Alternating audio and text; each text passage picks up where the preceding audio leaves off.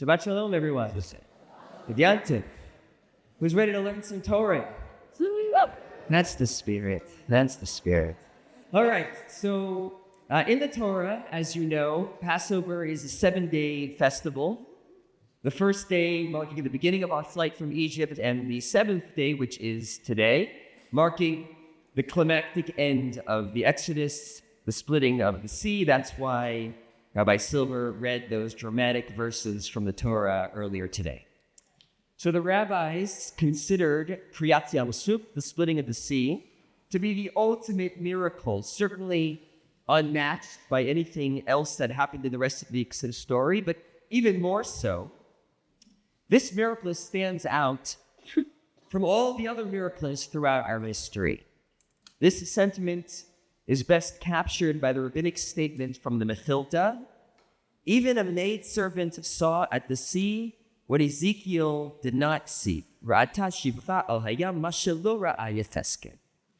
In other words, the quality of revelation at the sea, the realness, the authenticity of it was so undeniable, so vivid, that what a commoner saw exceeded even the greatest revelations of our prophets. Which begs the question, what did the Israelites see that was so spectacular? What was revealed to them in this defining moment? So to answer that question, we're going to learn some text together. I want to thank Susan and Rosalind for passing out the source sheets. Hopefully there's enough to at least share with partners sitting next to you. If you don't have one or you're not close to one, scoop next to someone who has one. So I want to say that I learned this Torah from Rabbi David Block, who's the head of school here at Shalom Hevet, who shared with me yesterday when we were chatting about it, that he learned this Torah from his teacher, Rabbi David Foreman, which means that any mistakes in presenting it, they're exclusively mine. Okay? So, and I'll point out when the time comes where my interpretation of these texts go in a different direction. And I think you'll know because it's the one that generates the most problems. So you'll see when we get there. Okay, so here is the big reveal right up front. Rabbi Foreman noticed that there are at least 4 parallels between the splitting of the sea and the creation of the world. The implication is that Kriyat Yam Suf is, in a sense, a second creation story, or perhaps a recreating of the world for all those present at the sea to observe. So let me walk you through the textual parallels that lead to this conclusion. So we're now on the front side of our source sheet, and we have essentially 4 groupings of texts that we're going to look at. The first 2 texts, the top half of the page, belong to the moments right before the Israelites actually crossed through the sea. You might say they're the moments leading up to Kriyat Yam Suf. So what we learn, verse 21, Exodus 14, God drove back the sea with a strong east wind all that night. And the allusion to the creation story is also from the moment preceding creation, before day 1, before the separation of light from darkness, when we learn, verse 2, that darkness was on the face of the deep and a wind from God sweeping over the water. So our first parallel is a strong wind blowing over the water at nighttime. This begins to establish to the reader the hint, the illusion, that what's happening at the Red Sea has something to do with what happened in the first moments of creation. Exodus 14:20, and the pillar of cloud came between the camp of the Egyptians and the camp of Israel. Thus there was the cloud and the darkness, and it illuminated the night. Rashi helps us understand this verse. He says, there was cloud and darkness to the Egyptians, and it, the pillar of fire, illuminated the night for the Israelites. It went before them, as was its way to go every night, while the darkness of the cloud was turned toward the Egyptians. So let me explain this. If you remember, the Israelites are on their way out of Egypt. Pharaoh and his army are pursuing them from behind. The Torah tells us that there is this cloud that initially was at the front of the Israelites, that was leading their way towards the sea. But in the moment when the Egyptians came quite close, the cloud shifted from their front to the back, separating the Israelites from the Egyptians. And not just that, the fire within the cloud illuminated where the Israelites were, and the darkness of the cloud cast a shadow over the Egyptians. What, of course, does this remind you of? Day one, the division of light and darkness. Exodus 14:22, the sea is splitting, the waters forming a wall for them on their right and on their left, mirroring Genesis 1:6, where God said, "Let there be an expanse in the midst of the water, that it may separate water from water." So in the Exodus story, you have water separating, maybe we'll call this a horizontal separation. And then in the Genesis story, it's a vertical separation, right? The water above is what we now know of as the sky, and the water below is the sea. But in the Exodus story, you have water on the left and water on the right. Again, an allusion here to day two of creation. And finally, the Israelites went into the sea on dry land, which parallels the third day of creation, in which God said, "Let the water below the sky be gathered into one area, that the dry land may appear."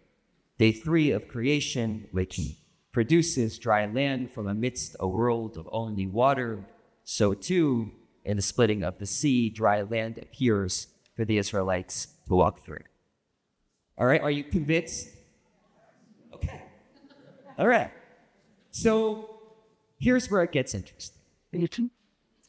With the canvas primed, with the story and themes of creation, I think we can now make sense of a peculiar Midrash found in Shemot Rabbi. So this is on the back of your source sheet. I'm going to read it. Rabbi Nehorai expounded, "There was an Israelite woman passing through the sea with her son in her arms, and he was crying. So she extended her hand into the sea and grabbed an apple, or a pomegranate, and gave it to him.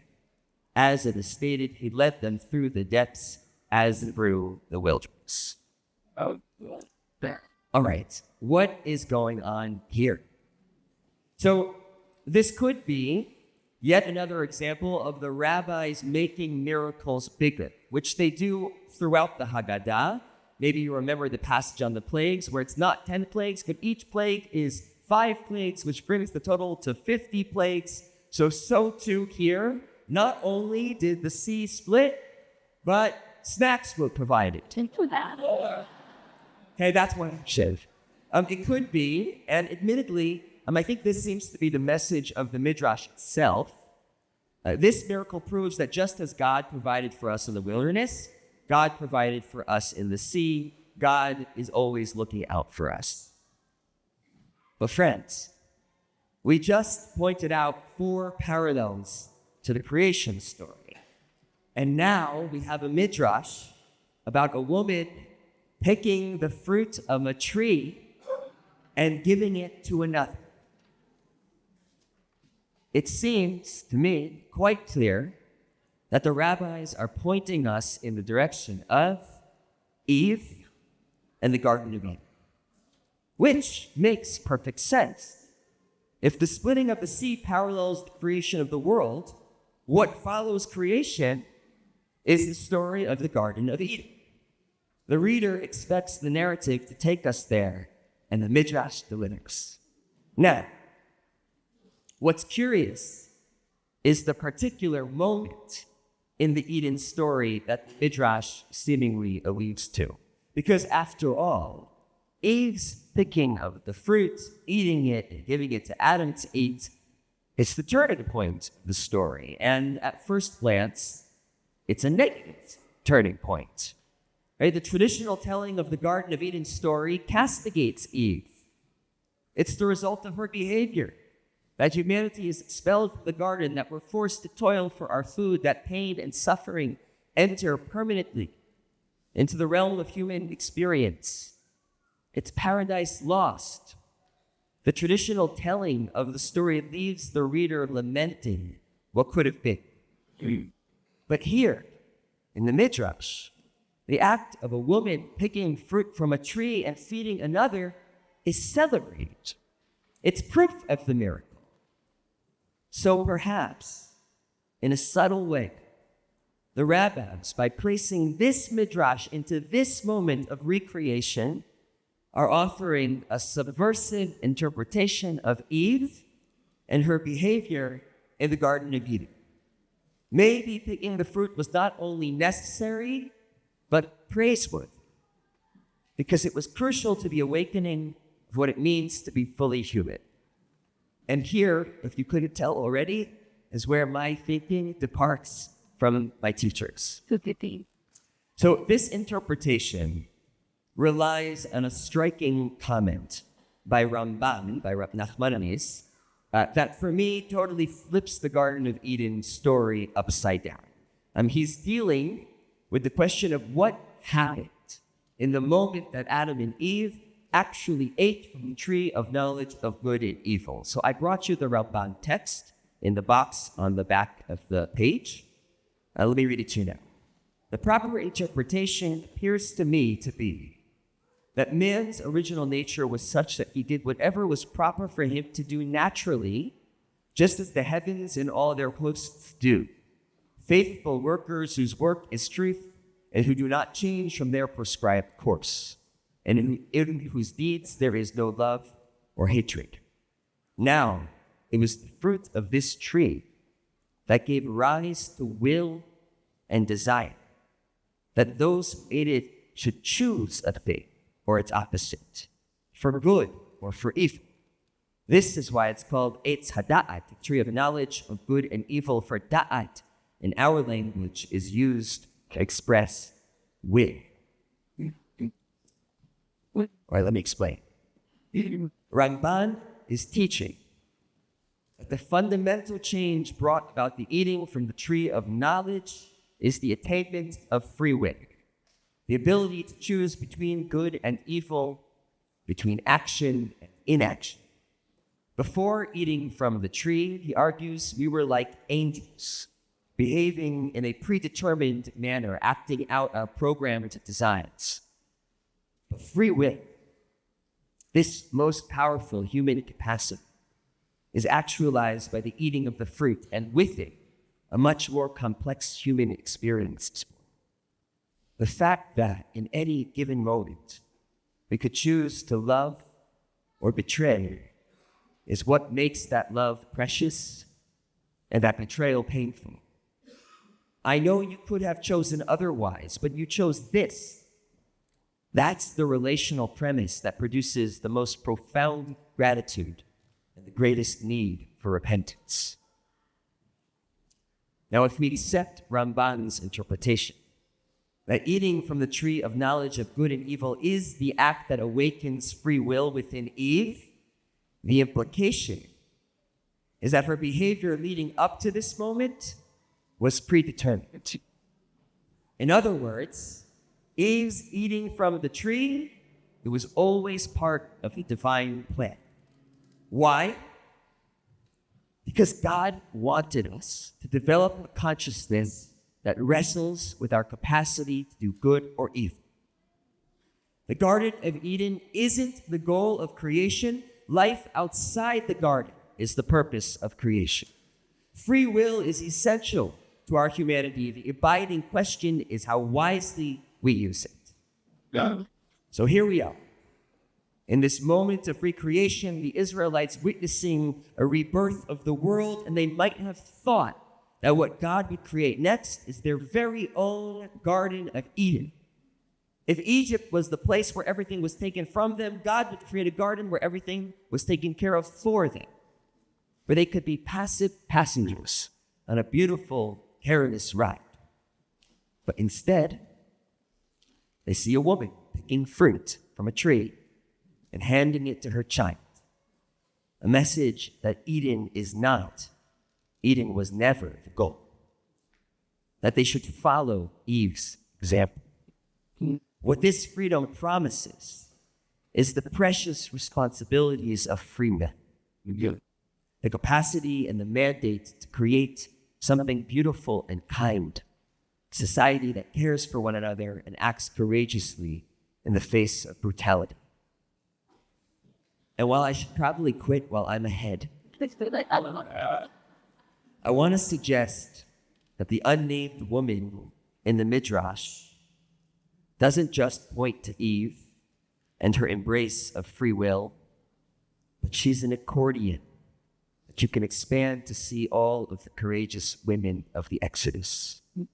Bat Paro, who also reached into water to save a child in a basket. Shifra and Pua, the midwives who saved the lives of countless Israelite babies. And Miriam, who took drum in hand and taught us the song of gratitude. The unnamed woman, perhaps the maidservant who saw more at the sea than Ezekiel the prophet, is the paradigm for determination in an indeterminate world. She models the wise and courageous use of free will. To the question the seventh day of Passover always poses to us is, what will you do with your freedom? Shabbat Shalom. Or that simple as